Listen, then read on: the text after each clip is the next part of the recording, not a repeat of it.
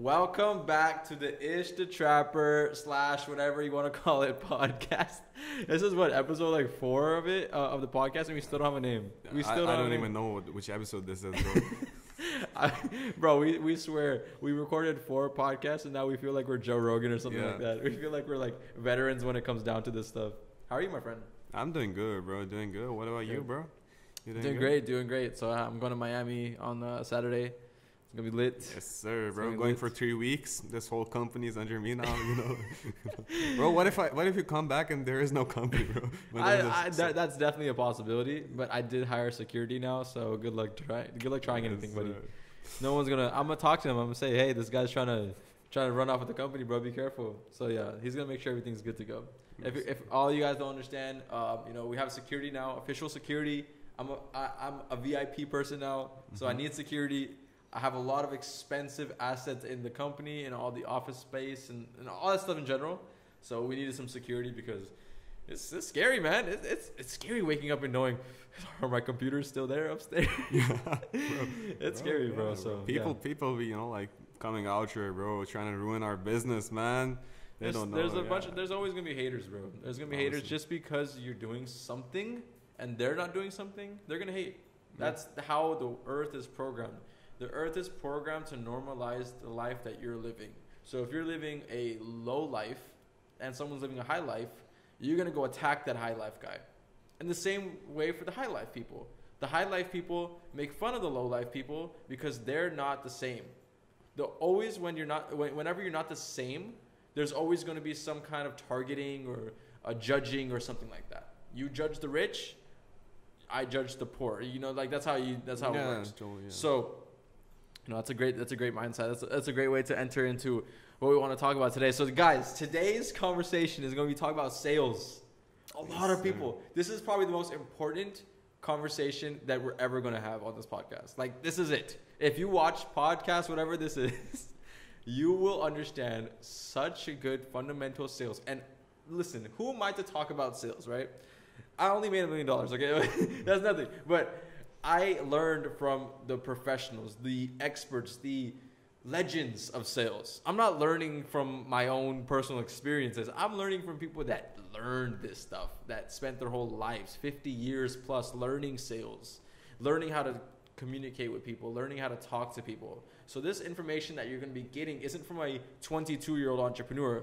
It's from all the information he consumed from all of the legends out there. So I want to let that be known. And Moz is actually a direct connection to what I've learned. I've taught him. I spent years teaching him and sculpting him into the best sales manager, best sales guy he could ever possibly be. So I am confident if Moz was to hop into any room, in any situation, anytime, anywhere, any place, he will be able to conduct himself professionally and pretty much follow through with the conversation and lock the guy in, close the guy. That's something that I can rest assured. I'm not really confident with a lot of people, honestly. Like, I'm not confident with a lot of people in my circle or whatever. But one guy I can trust is this man sitting right next to me, because this guy, I could sleep really peacefully at night knowing that he knows how to close the deal. And that's something that I really appreciate you, bro. Yes, really appreciate you. You make me blush, man. Yeah, he's lit. He's lit. I mean, he should be. I give recognition where recognition is due. He knows how to close the deal, and I'm really, really proud of what he's been able to do. He has a lot of patience. When it comes to sales, bro, you have to have a lot of patience. But man, there's something about me that I can't be patient, and it's really annoying. But I'm working on it. That's in every aspect of my life. I can't wait in long lines. I will literally pay the guy in front of me just to just cut the line. Yeah, that's what I was gonna say as well. It's a personality thing, I guess. Yeah, I'm really patient with everything I do. Like from waking up to doing everything, submitting assignments and stuff like that. I'm really, really patient with that. So I think patience is a good good thing to have in sales as well. But having that eye to jump on a sale, just smell blood and just close that deal. Yeah. I think that killer instinct is really important in sales as well. Exactly. But as I said in the previous podcast as well, the most important person in the company is the best salesman. If you're the best salesman, no one's gonna fire you or talk about commissions and stuff like that. You're important. Yeah, you're important. You're the most important person in the company, because sales is direct revenue to your company. So when that direct revenue is coming, bro, you're the most important person in the company. But being a good salesman, you know, like salesman, it sounds like, you know, like you're selling. Yeah, you're selling something at a shop or something. But being a good salesman, I call them closers. I don't know. I like the word closer more because you could close a deal. So you should be known as a closer. I don't know, I like that. I feel like there are, you know, like different aspects to sales. There's a closer. There's, you know, like that guy, you know, like that jumps up front to, you know, like start a conversation. That isn't really a closer. Yeah, that's, you know, like that's someone who's starting the conversation. Then comes the closer to close the deal. And I feel, the closer is the most important thing. But, you know, like you have to go by step by step. So I'm going to break it down for everyone that's, you know, like interested in this whole sales thing that I've learned. So some things, you know, like that I've learned are, there are some steps in closing a sale and generating revenue for a company. And I feel like this is really, really important for every entrepreneur that's listening as well. Every single entrepreneur should know how to sell a product or a service. Even if your business or your industry doesn't sell things or you're not the sales guy, you should know how to approach a conversation in a way that you can convince someone to do something for you or do something for your company. That's a skill that I'm going to take to the grave, and I'm going to polish and perfect that skill every single day, and I'm going to make it the best skill that I possibly have. Sales is not just a direct representative of how much money you bring in. Mm-hmm. It's about having a conversation with someone and resonating with them on a level that just other people can't. You know, I can go ahead and start talking to someone just because now I know sales. I could start asking him a bunch of questions about him and get an understanding of who he is. All mid-conversation, I'm understanding who he is. I'm analyzing who he is. Next thing you know, oh, you're into golf. That's amazing. You know, I sell golf course. I sell golf carts. You know, you should definitely, you know, consider getting one. Just for example, I sold so I have a building.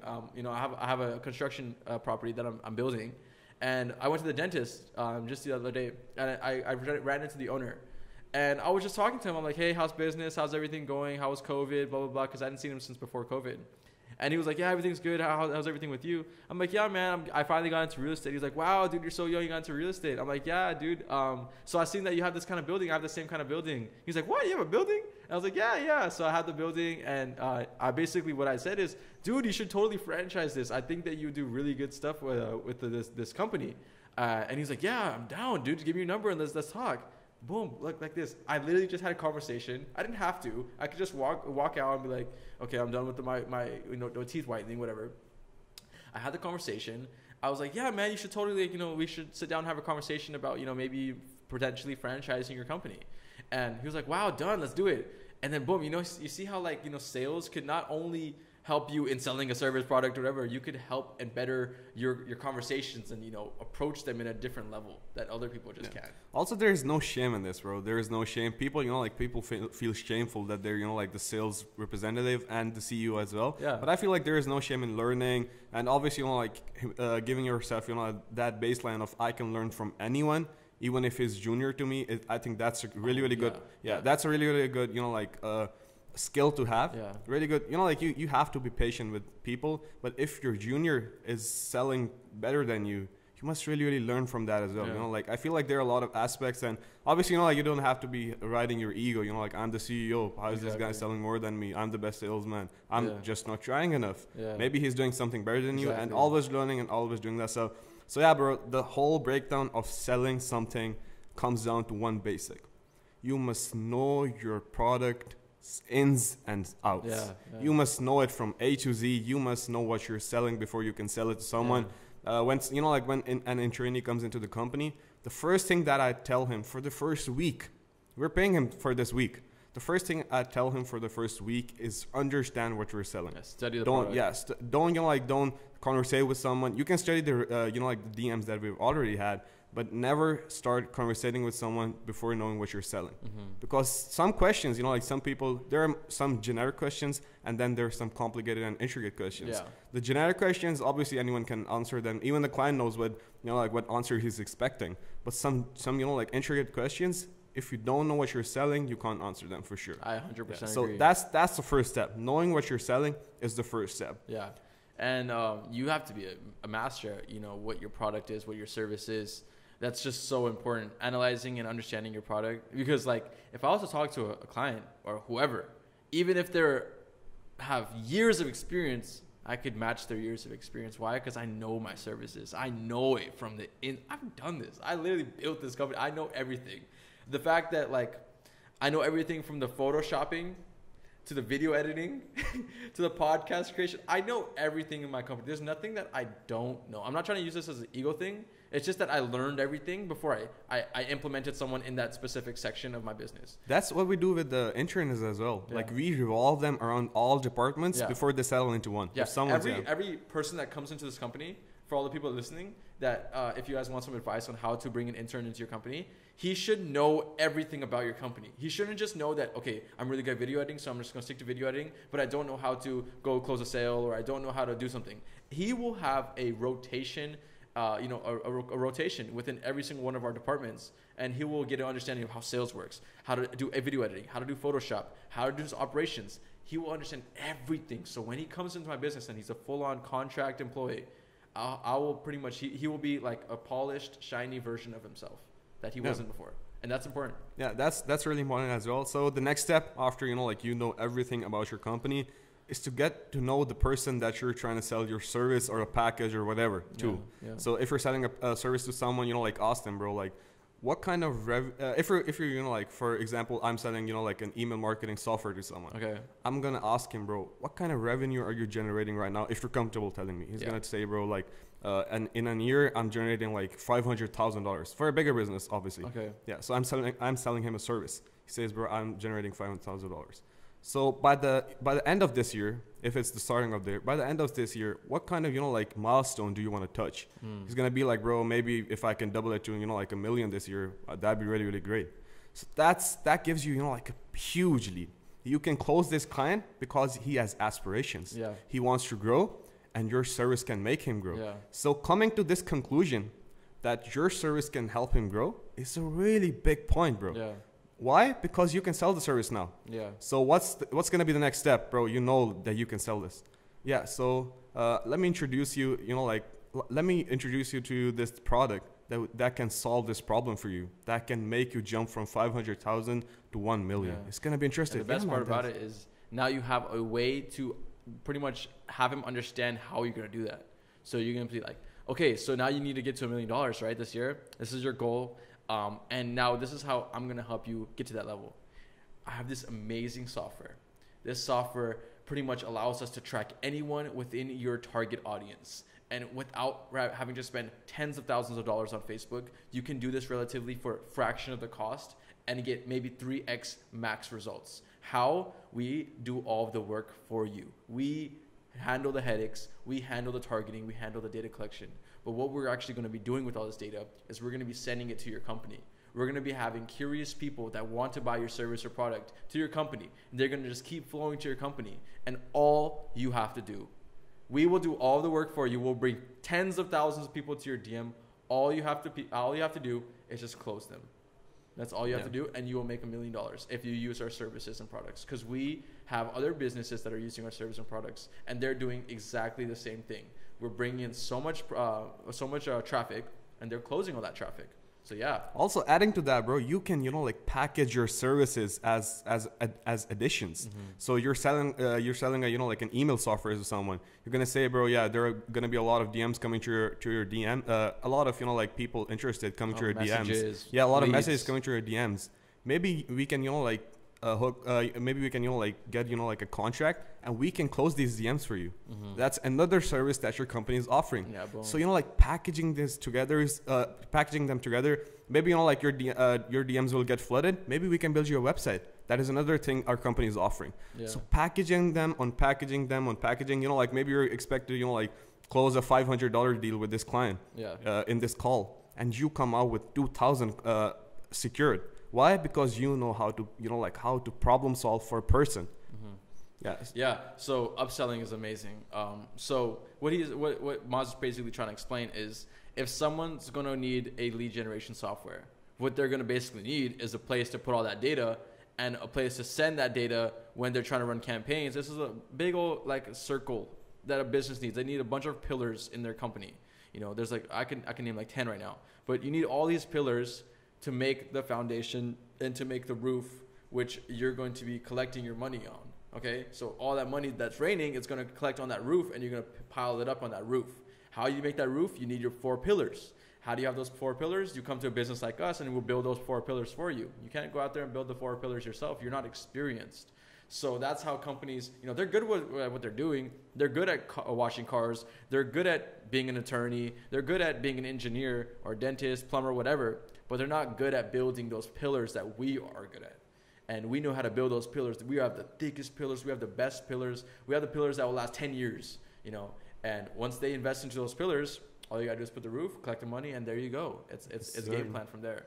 One thing that I didn't want to mention, though, is when you're trying to sell a product, you do not want to focus on the, features. Oh, it has 10 hours of battery life, or, it could, last forever, whatever. Instead, say this. What are the benefits? How is it helping you to solve your problem? I read this book called Brian Tracy, The Psychology of Selling. I always plug this book because it's just such a good book. And he tells you like how to sell something. And the way that Apple did it is they could have said, yeah, I have 10 gigabytes of data on this Apple Watch or whatever. Instead of saying like, 8 gigabytes of RAM, 10 gigabytes of storage, whatever. What they said is 10 million songs on your wrist. That sounds so much more cooler. Yep. 10 million songs on my wrist. And compared to 10 gigabytes of data, okay, what the heck does that mean? I don't even know what that means. Like, the average mom and dad, okay, what the heck does that mean? But when you hear 10 million songs on your wrist, that just shows you how different and how distinguishable the feature versus the benefit is. So when you're trying to sell your product, what we're trying to do is we're trying to show how our product or service helps the consumer, the buyer. Yeah. We're not just trying to sell you, yeah, we do XYZ and these XYZ products are the best and they're the best in the game. We do this because they have XYZ, ABC, 1, 2, 3. No, we say, this is your problem. This is how we're going to fix it. We have ABC right here. This is how it's going to directly correlate with your business. This is how it's going to fix it. And and we confidently believe that within the next 6 months, if you use all the principles that we give you and allow us to use the tools that we want to give you, and if we work on a long-term basis, we can hit those goals. That's how you want to talk. Yeah, I feel like sweetening your words, obviously, it's really, really important. Yeah. When you're conversating with someone, like that. Yeah, personalize it. Yeah, when you're conversating with someone, you don't want to say, bro, like, for our clients, we do this. Say, this is your problem. We're gonna fix this. We're gonna build a website for you. We're gonna close the deals for you. Never say we do this for our clients. We can do this for you as well. Try to get them involved in the conversation and try to show them a picture of their problems getting solved. Yeah. And they'll think, like I'm picturing this. This can happen. This can happen. Yeah. What he's saying is truth. Yeah. And then they're gonna be like, yeah, man. If he can talk this good, if his product is this good, maybe it can work for sure. Yeah. Maybe I'll give this a try. Yeah. And I feel like that is really important as well. Also, expanding your business. I feel like I talked about this a lot in the previous podcast as well. Is always aspire to grow your company. Mm-hmm. Never be satisfied. My company is making $50,000 per month. That's enough for me to last a lifetime, bro. Yeah. I can maybe if I can keep making $50,000 per month. That's enough for me. Yeah. Never do that, bro. Yeah. Try to grow your business, and the best way of growing your business is looking forward and backwards. Yeah. What that means is maybe you're doing something that you're outsourcing to someone.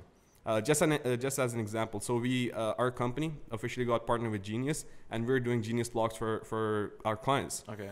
So at first we were outsourcing these these blogs to people on Fiverr and these websites, and they were doing it for relatively cheap. Mm-hmm. But what we did to expand the company was we got a person who could write these articles for us. Yeah. So we didn't need to outsource it. Yeah. Another good example would be, if you have, this is related to business and stuff like that. If you have, a chemical, if you're doing, if you have a chemical shop, a chemical business, what you could do is see where this chemical is coming from, or how, how it got processed and where it's coming from. Mm-hmm. Expand backwards.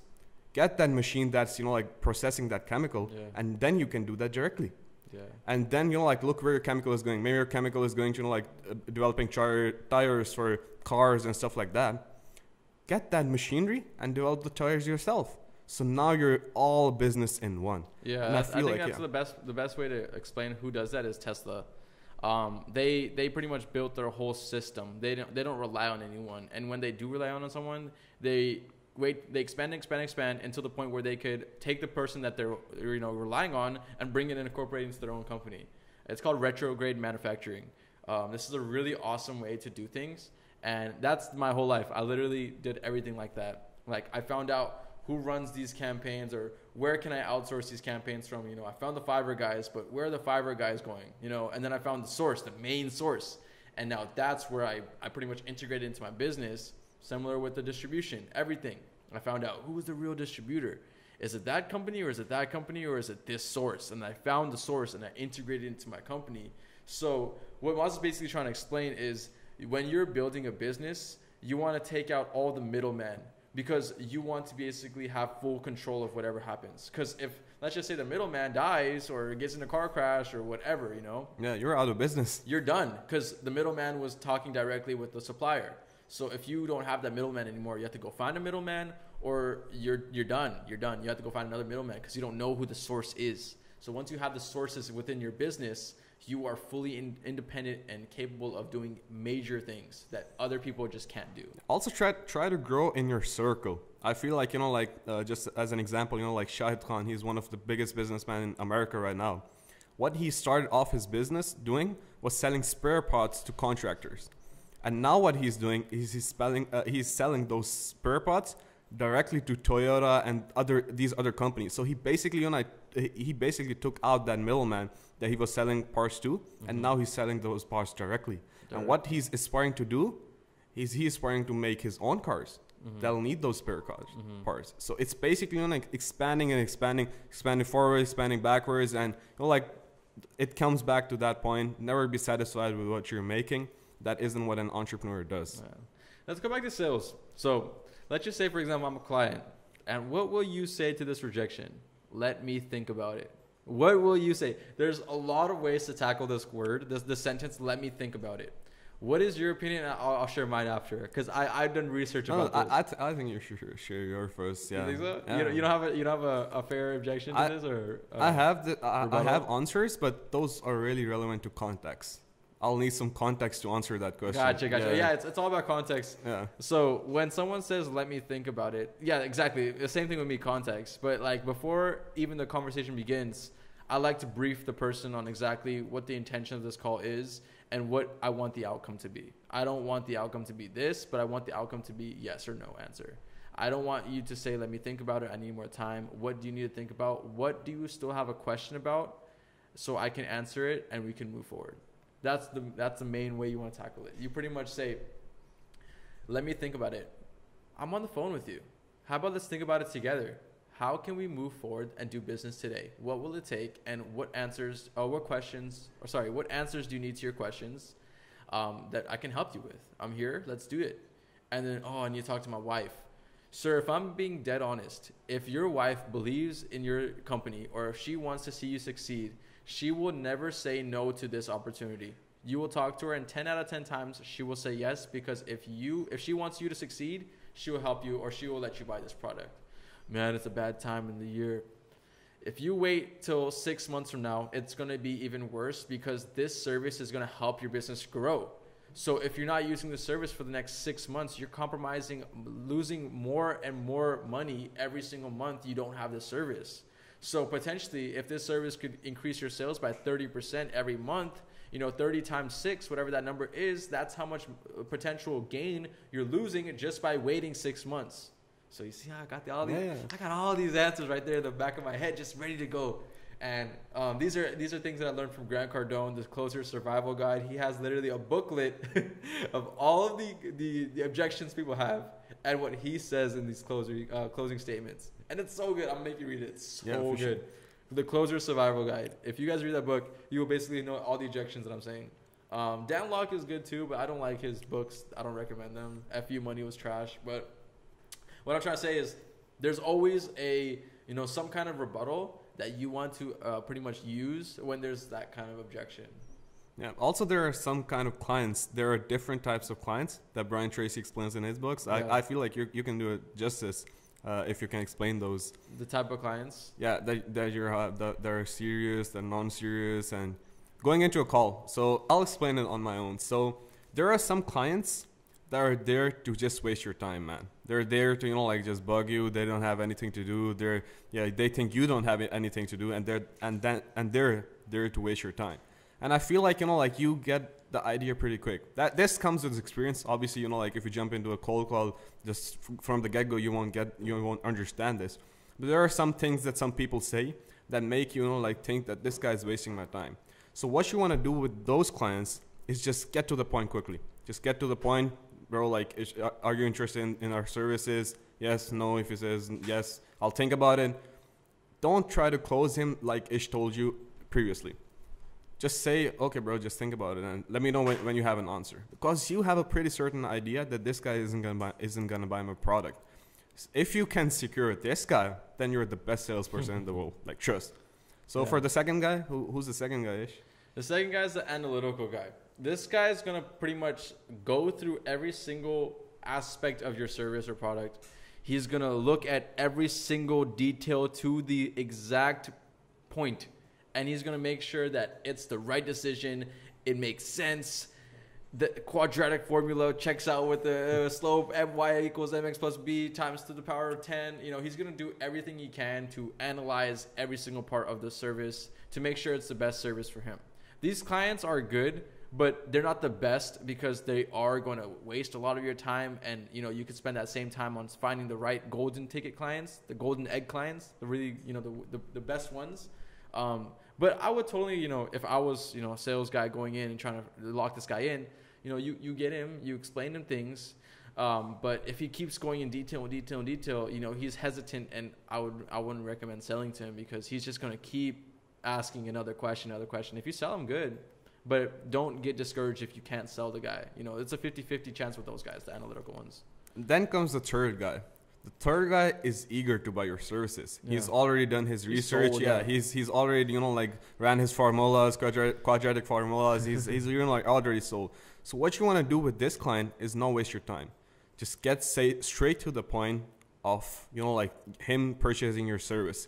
Just explain everything briefly. I feel like a lot of, companies that I've worked with before as well, they have, this script set up that you want to explain from this, you want to start from this, then go to this, and then at the end, try to close him, get on the point of the budget and stuff like that. But I feel like you can just, swipe over the other parts and just come straight to the budget. Just, give him a brief introduction of the plan, just so you both are on the same page. Yeah. And then, come on that budget side. And this is the best client, bro. He has done his research. Yeah. He's already down to buy your product. He just wants reassurance. You provide him with reassurance, and he'll buy your product. Exactly. These clients are the ones that go out there, look into all your content, just analyze everything. And they already made the decision. They're just reaching out to pretty much purchase from you and just pretty much reach out for a point of contact. That's really important. Yeah, man. Those are the type of buyers that, you're going to see in the field, in the workforce. And yeah, those are really important for sure. Knowing them comes with experience. You can't just go into, you can't just go into a call and expect to know which client is this. Yeah. But once you have experience in your field and once you know your product, then you see this guy talking about your product and you feel like he's done this research. He's talking about something that was on the website on this page. I read that. He's read that too. That hints you at that he's done his research. He knows what your product is. Exactly. He's gonna maybe he's just testing your selling skills. Maybe he's testing if you know your product that you're selling, and that that takes experience. Well, once you tackle these things, he's gonna be really satisfied, and hopefully he can recur forever. Yeah, facts. So what's your opinion on a sales presentation? That's a big thing that we're trying to integrate into our own company, but do we really need a sales presentation? Because we have a type of pitch that we can pitch without having a sales presentation that could be really effective. You know that. So give us your example. If I'm just I'm an agency. I'm some kind of service-based agency, and I want to get my clients involved, and I want to grow my clients. Would a sales presentation be better, or would I have a better opportunity instead of just explaining things on the slides, talking to the guy and explaining how it's going to help him more than just a sales presentation? Yeah. So the context that you gave me, it really matters. So if it's an agency, they're going to prefer that you're professional. They're going to prefer that you took out your time to give them this presentation, and then they're gonna like think about it. I feel like giving like a sales presentation to an agency is good, but all the other clients. So if you're like if we're in a really, I feel like, unprofessional field. I feel like rappers and stuff like that. This is like really is unprofessional the right word? It's not unprofessional. It's unorthodox. It's not. Yeah. It's not B to B. It's B to A. Basically, you're selling to the exact like the actual audience. You're not selling to a business. Businesses, when you're selling, like for example, that one guy you were just talking about, he's selling car parts to Toyota. He's selling from B to B. We're selling B to A, from the to the direct consumer. We're selling, like, let's just say, for example, another BTA example is dropshipping. You're selling the product directly to the consumer. These are B2A businesses. They're not unprofessional. They're just, you're talking to the actual consumers, not the businesses that are supplying to the consumers. So that's a little, it's not unprofessional. Yeah, I get what you're saying, though. Yeah, I get what you're saying. It's unorthodox. Yeah, these influencers, but these social media if your company has decided to integrate, like this whole sales presentation, for God's sake, don't read off the presentation, bro. Don't ever read off the presentation. The presentation is there for the person to read. You're just explaining the presentation. Yeah. Never read any, like scripts and stuff like that. I feel like those are really, really bad. Yeah. Sorry about that. Get out. Sophia. We're running a podcast. I think I have. Okay. Just give us a second, bro. Yeah, give us a second, bro. Sorry about that, bro. I have a call, which I will be taking in 5 minutes. So, these high ticket clients. Yeah. No one trusts me but themselves to them, bro. Like, if a high ticket client come through, bro, like they're saying, bro, Maz, you're taking the call, bro. Why? Because it comes with experience. Once again, this comes with experience, and like it comes with understanding the psyche of what your client wants. And sometimes just telling your client what they want to hear is really, really good as well. Yeah. And I think I am really, really good at that. Yeah. Just, like just telling them, bro, we're on top of this. We're on top of this. We'll get this covered. Yeah, just reassure them. Yeah. And I feel like you don't really have that quality. I try to. I lost a lot of patience, because I have so many bigger priorities and stuff like that. But once I'm in the groove of things, like I can lock in deals, I can talk to people very, very easily. I just gotta shove off the rust. But I'm a cutthroat killer. Is what I do is I close the sale. But when it comes to actually providing services and talking to them and retaining and getting on calls with them after the sale, that's where things get kind of a little tricky. I'm like, okay, man, I'll take care of it. I got you. Don't worry. You have nothing to worry about. But they still somehow find a way to worry. That's where it kind of gets annoying for me. But I'm a cutthroat killer when it comes to actually closing the deal. Like, I could close anyone, pretty much. I feel like. Yeah, that's awesome, bro. So, yeah, bro, that was some free game on sales. We have much, much more to talk as well. We're going to talk about this. I want this conversation to go longer, but we do have priorities, guys. We got to get out of here. But trust me, there will be more sales conversations in the future. Hopefully, you guys learned something from this conversation. Other than that, guys, this is going to be the end of the podcast for now. Definitely stay tuned for more. There's going to be some insane game that we're going to be dropping very soon. I want to talk about credit. I want to talk about a lot of different things that we're going to be introducing. A bunch of different systems and tactics that we use within our own company that makes us 7 figures. We're just going to drop it all. We're not going to charge for anything. Yeah. Just watch our podcast, and you're going to come out with a lot of knowledge that you didn't have before. I promise you that. Yeah, you guys must, know this by now. We're dripping with knowledge, bro. Like, especially this guy, he's dripping with knowledge, and you would just want to, gobble this up. Yeah, just take everything, consume everything I say, and just kind of implement it. You know, next time you're on a sales call, try to identify the buyer. And next time you're on a sales call, okay, find the rejections, write them down, and try to find the best way to negate or rebuttal that rejection. These are the kind of things that you kind of want to learn and stuff like that, guys. We're going to jump out of here. Thank you so much for watching, and peace.